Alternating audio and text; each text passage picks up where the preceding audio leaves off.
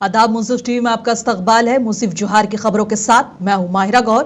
देखेंगे तमाम बड़ी खबरें, पर आगाज करेंगे हेडलाइन के साथ।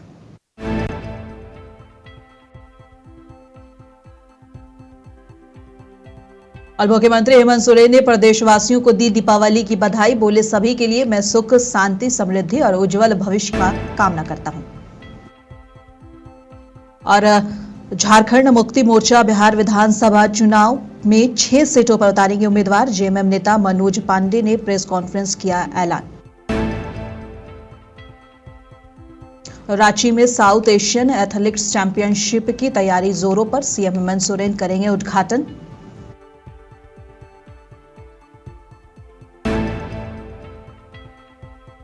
जमशेदपुर जिला मुख्यालय में दीपावली से पहले मनाया गया शहीद सम्मान समारोह। 7 वीर सपूतों के परिवार हुए सम्मानित।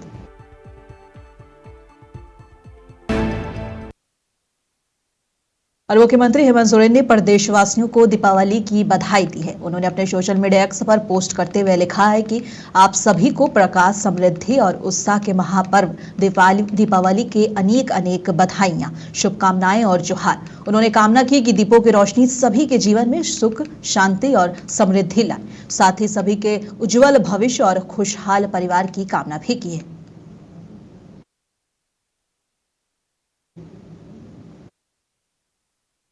और मुख्यमंत्री हेमंत सोरेन की पत्नी विधायक कल्पना मुर्मू सोरेन ने सोशल मीडिया प्लेटफॉर्म एक्स पर प्रदेशवासियों को दीपावली की शुभकामनाएं दी हैं। उन्होंने लिखा कि समस्त प्रदेशवासियों को दीपावली की हार्दिक शुभकामनाएं। ईश्वर ने आपके जीवन में नई उम्मीद और उज्जवल भविष्य के प्रकाश की कामना करती हूं।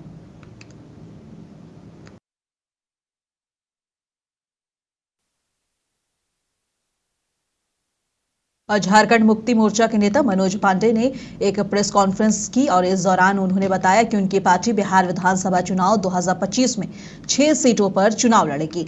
इस दौरान उन्होंने बताया कि बिहार विधानसभा में के आगामी चुनाव में झारखंड मुक्ति मोर्चा ने 6 सीटों पर अपने उम्मीदवारों को उतारने का फैसला किया है। साथ ही उनका कहना है कि 2 से 3 बार चली वार्ता के विफल हो जाने के बाद जेएमएम ने ये फैसला लिया है। देखिए, वार्ता तो दो तरफा तीन तरफा सब हो रहा था, लेकिन जब हमें रेस्पॉन्स पॉजिटिव नहीं मिलने लगा, हमें जितनी सीटें चाहिए उतनी सीटें देने से इनकार किया जाने लगा, तो एक राजनीतिक दल के पास विकल्प क्या बचता है। हमें अपनी पहचान भी बचानी है, हमें अपना जनाधार भी बढ़ाना है, हमें एक राष्ट्रीय पार्टी के रूप में पहचान बनाने की भी एक मंसूबा है। तो फिर दूसरा विकल्प बचता नहीं है। हम चुनाव लड़ेंगे, मजबूती के साथ लड़ेंगे। यह फैसला हो चुका है, 6 सीटों की घोषणा हो चुकी है, उम्मीदवारों की घोषणा भी आज हो जाएगी। जरूरत पड़ी तो हो सकता है और कुछ सीटों पर हम उम्मीदवार उतारेंगे। देखिए, गठबंधन में सभी दलों से रायशुमारी करके एक राय बनाई जाती है, परंतु अफसोस कि वो राय नहीं बन पाई। हमें कमतर आंका गया, हमें अंडर एस्टिमेट किया जा रहा है, और हमारी नेता, हमारी पार्टी की क्षमता को पूरे देश ने देखा है। कैसे हम लोगों ने विपरीत परिस्थितियों में तानाशाही ताकतों को पछाड़ा था और राजनीतिक रूप से पटकनी दी थी। तो वही नेता है ना हेमंत सोरेन, कल्पना सोरेन जी। आज बिहार में भी हमारे लोग जो है, हमारे सीमावर्ती क्षेत्रों में हमारा जो जनाधार है, वहां जल। और रांची में मोरहाबादी में 24 से 26 अक्टूबर तक साउथ एशियन एथलेटिक्स एसोसिएशन का आयोजन किया जाएगा, जिसका उद्घाटन मुख्यमंत्री हेमंत सोरेन करेंगे। खेल निदेशक शेखर जमुआर ने बताया कि भारत समेत दक्षिण एशिया के 6 देशों के 300 एथलीट हिस्सा लेंगे। वहीं झारखंड एथलेटिक्स एसोसिएशन के महासचिव मधुकांत पाठक ने बताया कि खिलाड़ियों के ठहरने, भोजन, परिवहन और अन्य आवश्यक व्यवस्थाओं का अंतिम रूप दे दिया गया है। सभी देशों की टीमों के आगमन का शेड्यूल भी तय कर लिया गया है।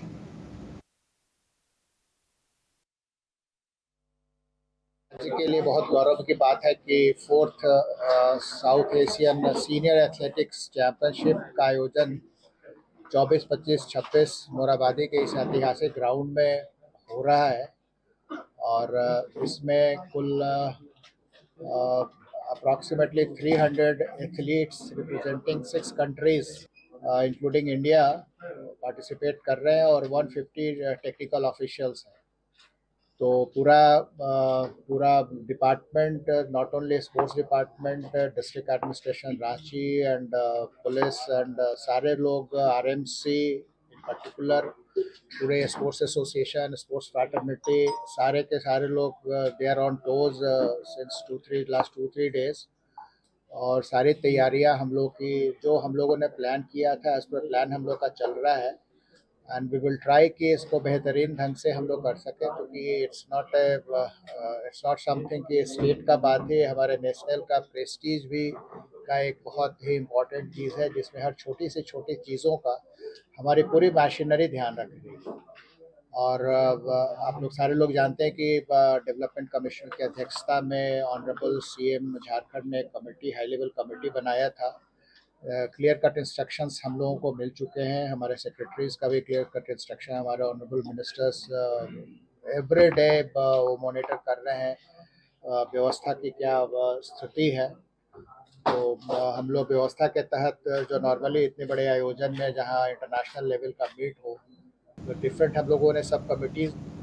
और सरायकेला के हाथीमारा गांव में पीएम धन धान्य कृषि योजना के तहत 3 करोड़ 68 लाख रुपए की लागत से फिश फार्मिंग प्लांट शुरू हुआ है। उद्यमी मनोज कुमार ने जानकारी दी है कि इस परियोजना से ग्रामीणों को प्रत्यक्ष और अप्रत्यक्ष रोजगार के नए अवसर मिलेंगे। इंटीग्रेटेड फिश फार्मिंग का एक प्रयोजन लेके आ रहे हैं, जिसमें ब्रूडिंग मीन्स यहाँ पे हम लोग ब्रूडर रखेंगे, वहाँ से एक हेचरी होगा, हेचरी में हम लोग एक से जीरा बनाएंगे, उसके बाद से हमारे पास एक बायोफ्लॉक ये रहेगा, टैंक रहेगा 25 का, आरए सिस्टम रहेगा हमारे पास, साथ में हमारे पास एक टेस्टिंग लैब है, जो मछली का जो भी बीमारी है एंड उसके जो चीज़ें होते हैं उनको हम लोग नेचुरली चेक कर पाएँ। यहाँ पे जो मछलियों को खाना दिया जाएगा, क्योंकि बाहर से जो खाना आता है वो नेचुरल है या नहीं, उसको इंश्योर करने के लिए हम लोग यहाँ पे एक फीड मिल भी बनाए हैं, जिसमें कि हम उस अपने इंग्रेडिएंट्स जो भी प्रोटीन्स देने हैं नेचुरली, वो हम यहाँ पे मछली के अनुसार बना के उनको देंगे। उसके बाद यहाँ पे एक आइस प्लांट भी आ रहा है, जो आइस प्लांट है कि जब मछली को हमको प्रिजर्व करना है, हाइजीनिक ट्रांसपोर्ट करना है, तो हम उसको उसके थ्रू कर सकते हैं। साथ में यहाँ पे बायोफ्लॉक पॉन्ड भी है, और यहाँ पे 8 रेयरिंग पॉन्ड बना हुआ है, और साथ में एक रेफ्रिजरेटर वैन भी है, जिससे कि हम हाइजीनिक तरीके से कस्टमर तक। और दुमका में माटी के शिल्पकार कुम्हारों ने मिट्टी से बने दीपों और खिलौनों की अच्छी बिक्री की तैयारी की है। शिल्पकार कहते हैं कि पीएम मोदी ने जिस तरह वोकल फॉर लोकल का नारा दिया है, उससे बाजार में मांग को देखते हुए अच्छे मुनाफे की उम्मीद की जा रही है।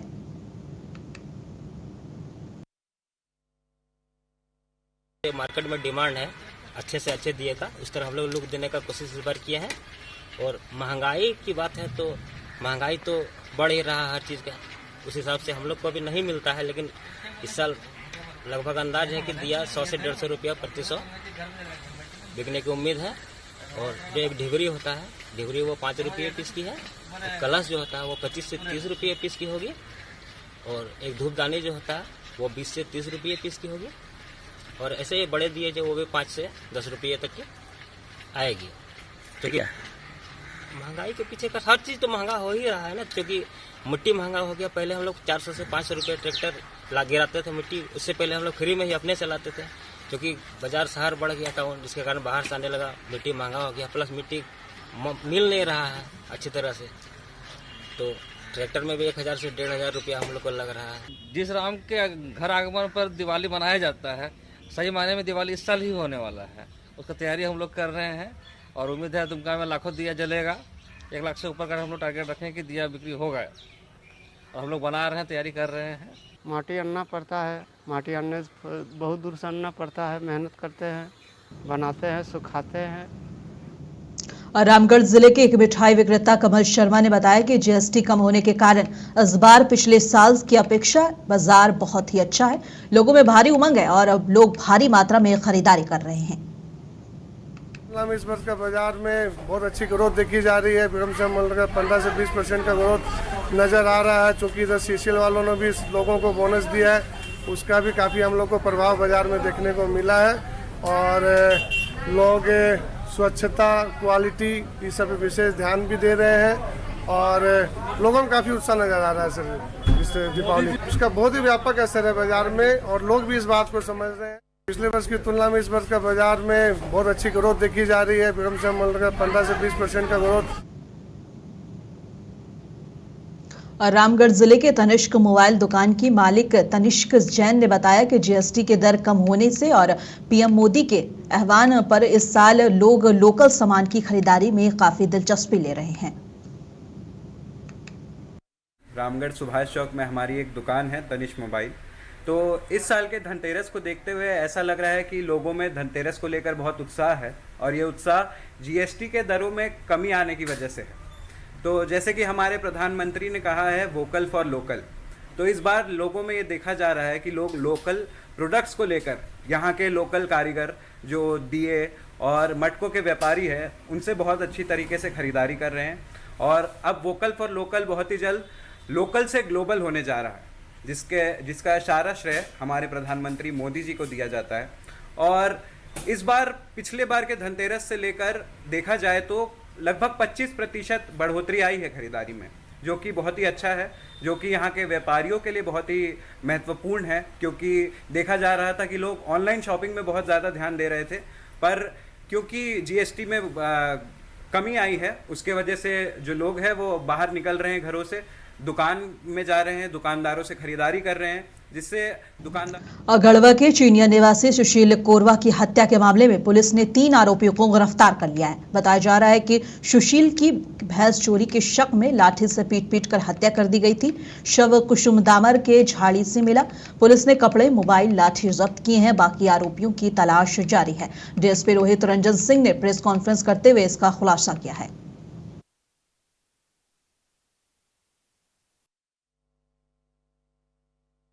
चिनिया थाना अंतर्गत चिनिया ग्राम आसपास यादव टोला में 12 तारीख को एक व्यक्ति की सूचना मिली कि वो चोरी कर रहा है। तो गांव वालों ने उसमें से रोहित यादव के बथान पे वो व्यक्ति भैंस के पीछे छुपा हुआ था। तो जब वो सुबह भैंस खोलने के लिए आया तो वो देखा कि कोई व्यक्ति भैंस के पीछे छुपा हुआ है, तो उसको लगा कोई चोर है। तो इसके कारण रोहित यादव चोर चोर चिल्लाने लगा और उसकी आवाज़ सुन के वो व्यक्ति वहाँ से भागना शुरू कर दिया। भागने के क्रम में वो इसको डंडे से उसके पीछा करने लगे और 1-2 डंडा उस व्यक्ति पे चलाया, जिससे उसको चोट भी लगी। और इस आवाज़ सुनकर गांव के कुछ लोग, संतोष यादव और कोमल यादव भी इसके पीछे पीछे दौड़ के लाठी डंडा लेके आए। तो इन लोगों के द्वारा बीच रास्ते में इसको पकड़ा गया और पकड़ने के बाद सभी लोग चोर समझकर इसको लाठी डंडे से ताबड़तोड़ उस पर वार करने लगे, जिससे वो एक अधमरे हालत में मूर्छित होकर वो गिर गया। इसके बाद इन लोगों को लगा कि ये व्यक्ति लग रहा मर गया है, तो इन लोगों ने उसके बॉडी को आसपास के झाड़ी के पास इन लोगों ने छुपा दिया और वहाँ से ये लोग भाग खड़े हुए तीनों। डर भी गए थे कि हम लोगों के द्वारा एक व्यक्ति की हत्या हो गई। जमशेदपुर जिला मुख्यालय सभागार में शहीद सम्मान समारोह का आयोजन किया गया। इस दौरान जिले के 7 शहीद परिवारों को सम्मानित किया गया। प्रशासनिक अधिकारियों ने गुलदस्ता और शॉल भेंट कर उन्हें सम्मान दिया। अधिकारियों ने शहीदों के बलिदान को समाज की प्रेरणा बताया। बता दें, पूर्वी सिंहभूम जिले में हर साल दीपावली के एक दिन पूर्व शहीद सम्मान समारोह का आयोजन किया जाता है, ताकि वीर सपूतों के बलिदान को नमन किया जा सके और उनके परिवार को समाज में विशेष सम्मान दिया जा सके।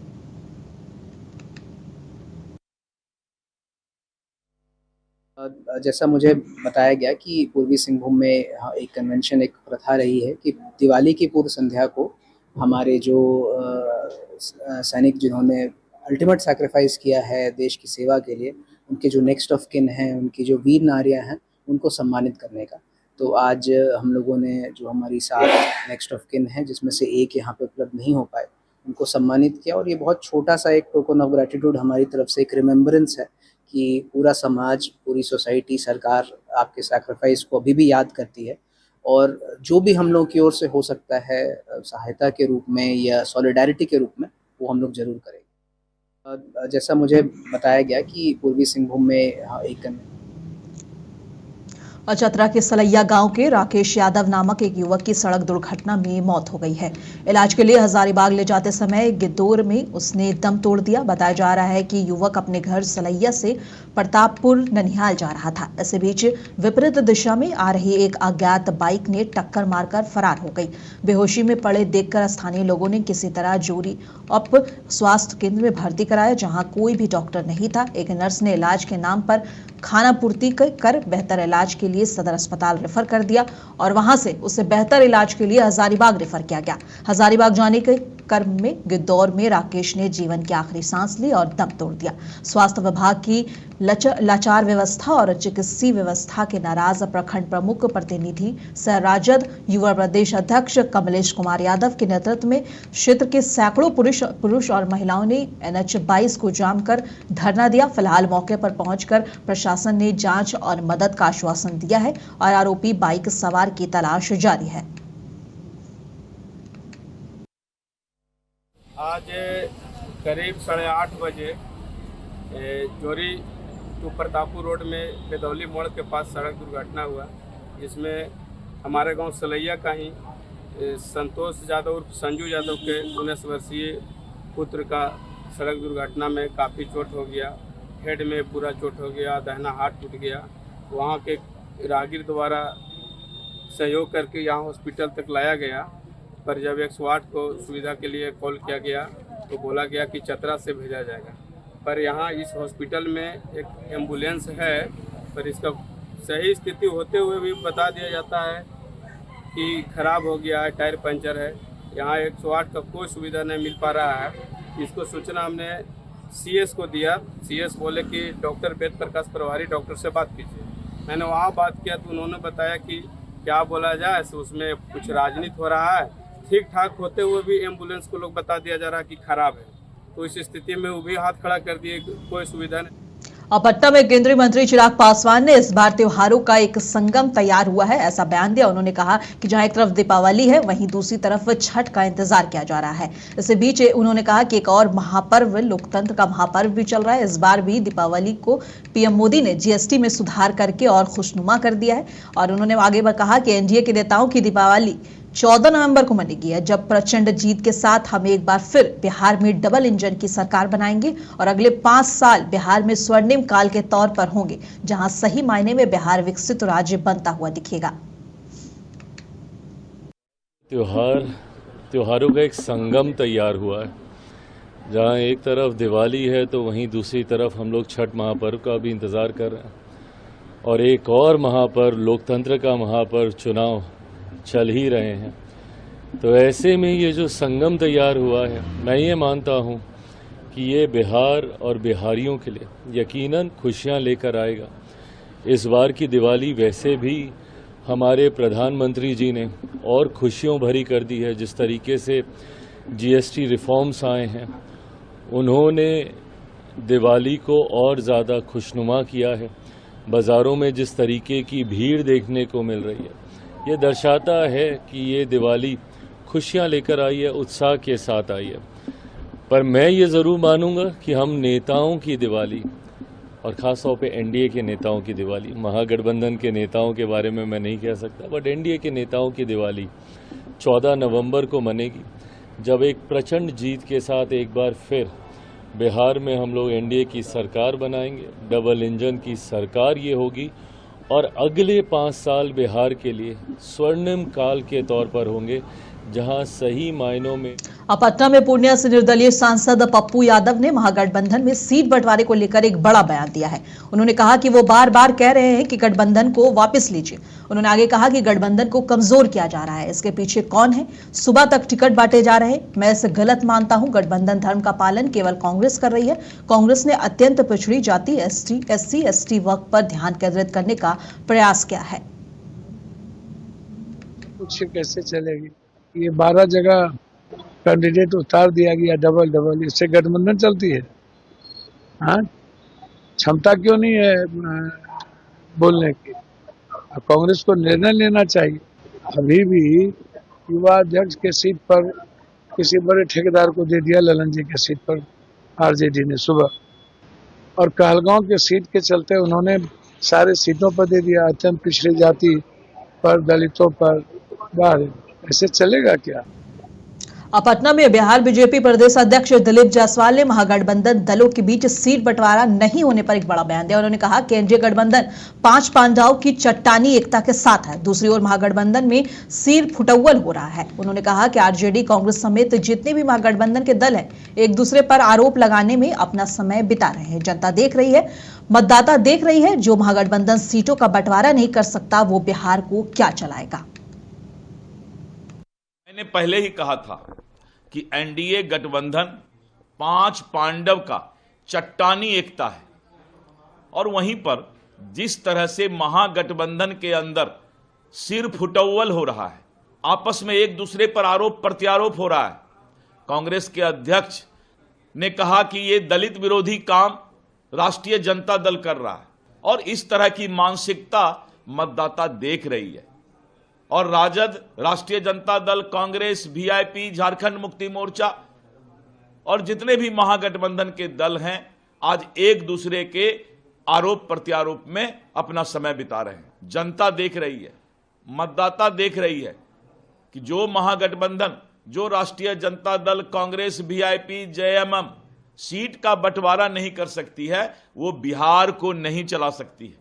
इसीलिए मतदाता ने मन बना लिया कि एनडीए की सरकार भारी बहुमत से और फिर से एक बार एनडीए सरकार बिहार में बनाना है। उसका तो वीडियो आ गया जिस तरह से राष्ट्रीय जनता दल में, कांग्रेस में पैसे का खेल हुआ है, वीआईपी में पैसे का खेल हुआ है, ये मैं सोच। अब पटना में जेडीयू नेता नीरज कुमार ने पीएम मोदी के आगामी बिहार दौरे पर कहा है कि पीएम मोदी आदर्श चुनाव संहिता लगने और कार्यकर्ताओं के संवाद करने के बाद समस्तीपुर से अपनी जनसभा की शुरुआत करेंगे। वो भारत रत्न जननायक कर्पूरी ठाकुर की धरती है, जिनकी उपाधि चोरी की जा रही है। अब राहुल गांधी जननायक बनने की कोशिश कर रहे हैं। उन्होंने आगे कहा कि निश्चित रूप से समस्तीपुर ने किया गया उद्घोष एनडीए को मजबूत करेगा और एनडीए को जनाधार को एक महत्वपूर्ण फलक देगा। आदरणीय प्रधानमंत्री नरेंद्र भाई मोदी जी आदर्श चुनाव संहिता लगने के बाद, कार्यकर्ताओं से संवाद के बाद वह समस्तीपुर से अपनी जनसभा की शुरुआत करेंगे। और वह भारत रत्न जननायक कर्पूरी ठाकुर की धरती है, जिनकी उपाधि चोरी की जा रही है। अब राहुल गांधी जननायक बन रहे हैं, तो स्वाभाविक रूप से समस्तीपुर से किया गया उद्घोष यह निश्चित रूप से एनडीए को मजबूत करेगा और एनडीए के जनाधार को एक महत्वपूर्ण फलक देगा। अब पटना में केंद्रीय मंत्री नित्यानंद राय ने बिहार विधानसभा चुनाव पर कहा है कि उन लोगों ने जो द्वेष उत्पन्न किया है, उससे साफ जाहिर है कि महागठबंधन में स्वार्थ के लिए टकराव है। आगे उन्होंने क्या कुछ कहा, ये आपको सुनाते हैं। कांग्रेस या कम्युनिस्ट जो घमंडिया गठबंधन है उसका मामला है, या मामला हमारा नहीं है, लेकिन जो दृश्य उत्पन्न वो उन लोगों ने किया है उससे साफ जाहिर है कि वहाँ स्वार्थ की टकराहट है, स्वार्थ के लिए गठबंधन है। आरजेडी और कांग्रेस परिवारवादी पार्टी है, परिवार से बाहर सोचती नहीं है, उसके संस्कार में भ्रष्टाचार है, घोटाला है, अपराधियों को संरक्षण देने का है। और जहाँ स्वार्थ की राजनीति होगी वहाँ विकास पीछे छूटता है, बिहार का भविष्य पीछे छूटता है, और बिहार के विकास से, बिहार के वैभव से उन लोगों को मतलब नहीं है। इसलिए स्वार्थ की राजनीति करने वाले की आपसी टकराहट है। बिहार की जनता मन बना चुकी है, माननीय प्रधानमंत्री श्री नरेंद्र मोदी जी के विकास में विश्वास है, और नीतीश कुमार जी के नेतृत्व वाली एनडीए सरकार ने विकास की धारा को घर घर तक पहुंचाया। उसने विकास। अब प्रधानमंत्री नरेंद्र मोदी ने गोवा और कारवाट के तट पर आईएनएस विक्रांत पर बहादुर सशस्त्र बलों के जवानों के साथ दीपावली मनाई। इस मौके पर उन्होंने कहा कि दीपावली के पर्व में हर किसी को अपने परिवार के बीच दिवाली मनाने का मन करता है। मुझे भी मेरे परिवारजनों के बीच दिवाली मनाने की आदत हो गई है, और इसलिए आप जो मेरे परिवारजन हैं उनके बीच में दिवाली मनाने चला जाता हूं। सभी को बधाई। दीपावली के पर्व में हर किसी को अपने परिवार के बीच दिवाली मनाने का मन करता है। मुझे भी मेरे परिवारजनों के बीच दिवाली मनाने की आदत है, और इसलिए आप जो मेरे परिवारजन है ना, उनके बीच में दिवाली मनाने चला जाता हूं। आज आपके बीच आया।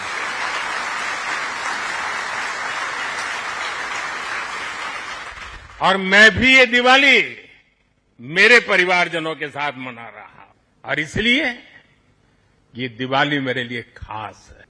साथियों, जब मुझे याद है जब आईएनएस विक्रांत को देश को सौंपा जा रहा था तो मैंने कहा था विक्रांत विशाल है, विराट है, विहंगम है, विक्रांत विशिष्ट है, विक्रांत विशेष भी है। विक्रांत केवल एक युद्धपोत नहीं है, ये 21वीं सदी के भारत के परिश्रम, प्रतिभा, प्रभाव और प्रतिबद्धता का प्रमाण है। और उत्तर प्रदेश के मुख्यमंत्री योगी आदित्यनाथ अयोध्या के कारसेवकपुरम में दीपोत्सव मिलन समारोह में शामिल हुए। इस दौरान उन्होंने कहा कि पिछले 9 सालों में दीपोत्सव ने अयोध्या को एक नई वैश्विक पहचान दी है। जो दीप सर्वत्र प्रकाश फैलाता है वही अयोध्या के प्रकाश को विश्व में भी फैला सकता है। दीपोत्सव के आयोजन ने अयोध्या को एक नई वैश्विक पहचान दी है। जो दीप सर्वत्र प्रकाश पहुंचाता हो वह दीप अयोध्या के प्रकाश को भी दुनिया तक पहुंचाने में सहायक हो सकता है। यह अयोध्या ने दीपोत्सव के माध्यम से करके दिखाया है। अक्सर होता है जब कोई उपलब्धि हमारे सामने आ जाती है, हम निश्चिंतता की नींद सोते हैं, तभी हमारे साथ धोखा होता है। यह समय निश्चिंतता की नींद सोने का नहीं है।